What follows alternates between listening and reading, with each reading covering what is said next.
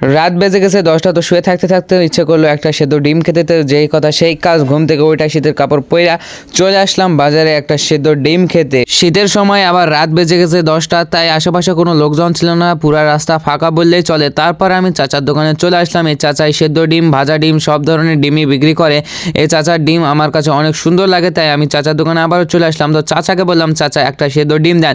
তো চাচা যেই কথা সেই কাজ, ডিমটা পরিবেশন সুন্দর করে করতে লাগলো। আপনারা দেখেন, দেখলে বুঝতে পারবেন চাচা কত সুন্দর করে ডিম পরিবেশন করায়। তো ফাইনালি আমি ডিমটা হাতে পেলাম। তো ডিমের এক টুকরা আমি খেয়ে দেখবো যে ডিমের টেস্টটা কিরকম।